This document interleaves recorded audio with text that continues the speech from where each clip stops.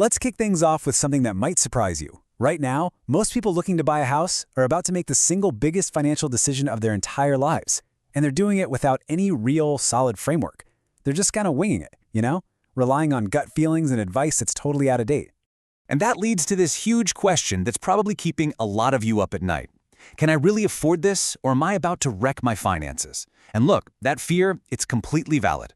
But what if I told you there's a way to cut through all that noise and actually make a clear-headed decision? And see, that's the real heart of the problem. We're all told you should buy a house, but nobody gives us the right tools for today's crazy economic reality. So that's what we're going to do in this explainer. We're going to build that reliable framework for you, piece by piece. Okay, so when you think about affording a house, what's the first thing that pops into your head? For almost everyone, it's that giant down payment, right? And yeah, scraping that pile of cash together is a massive challenge. But here's the thing, it's just the tip of the iceberg. It's not even the most important part of the story. Yeah, see, the real reason this decision is so hard today isn't just about saving up. It's about getting your head around these powerful economic forces that they've completely changed the rules of the game. To really get what's happening, you have to understand these three massive forces at play. First up, you've got the inventory trap. Basically, there's a historic shortage of homes for sale, which keeps prices sticky. They just don't want to come down. Then you've got the golden handcuffs. Think about it. Millions of homeowners are sitting on these amazing 3% mortgages. Why on earth would they sell and jump into a new 7% loan? They won't. So the market freezes up. And that leads to number 3, the affordability ceiling. You combine those soaring prices with high interest rates and boom, you've got the biggest affordability crisis we've seen in a generation. So, those are the giant forces shaping the whole market. Now, let's bring it down from the 30,000-foot view right to your personal finances, because those forces directly change the math for you. And by the way, those affordability rules your lender gives you, you need to remember, they're designed to protect them, not you. To protect yourself, you need a much, much tougher stress test. And this is where we have to start flipping some of that old, conventional wisdom on its head. We all grew up hearing that a mortgage is a fixed, predictable cost. The reality today? Your mortgage is the floor for your housing costs, not the ceiling. And that old saying about rent being throwing money away, honestly, in a high-rate world like this one, renting can actually be a really smart, strategic move for building wealth. This is exactly why your mortgage is just the starting point. The number you really need to be obsessed with is the total cost of ownership.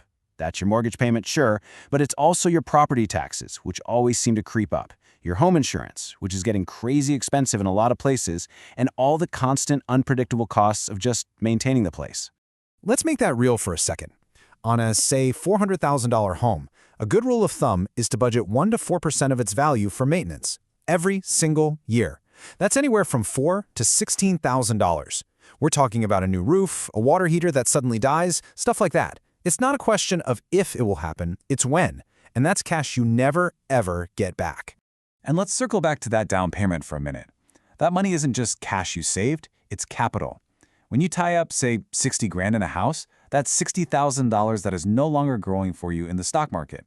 It's not available if a great business opportunity comes along, and it's not liquid if you have an emergency. That's called opportunity cost, and it is a massive, often overlooked part of this whole equation.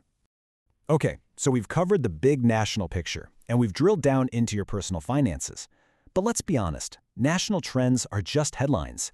Your reality is what's happening in your specific local market. So it's time to put on your analyst hat and dig into your own city. Here are 3 key things you should be tracking. First, the price-to-income ratio. Basically, how many years of a typical local salary does it take to buy a home? If that number is way higher than the historical average, that's a red flag you might be buying at the top. Second, check the months of inventory. If there's less than 4 months worth of homes on the market, it's a hot seller's market and you're probably going to overpay. And last but not least, just look around. See a lot of construction cranes in the sky? A big wave of new housing could be coming, which might bring prices down. All right, we've looked at the economy, we've looked at your personal budget, and we've looked at your local market.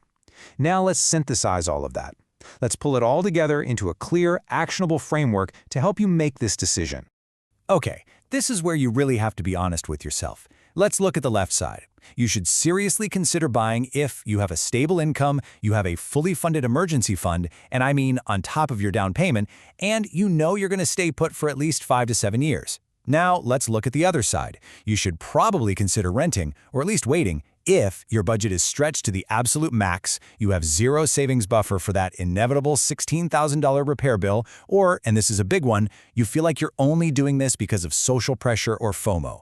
Remember, renting isn't failing. A lot of times it's the smartest financial move you can make. And that brings us to the ultimate mindset shift. The goal isn't just to buy a house. The real goal, the one that truly matters, is to build a secure financial future. For some people, homeownership is the right path to get there. But for a lot of others, especially right now, it isn't. And that is perfectly okay.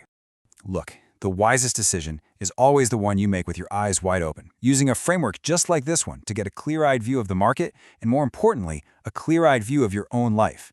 So the only real question left is, how will you get there? Hey, if this explainer helped you see things in a new way, do me a favor and share it with someone else who might need to see it. And of course, make sure you like and subscribe for more explainers that cut through the noise on housing, economics, and affordability. Thanks so much for watching.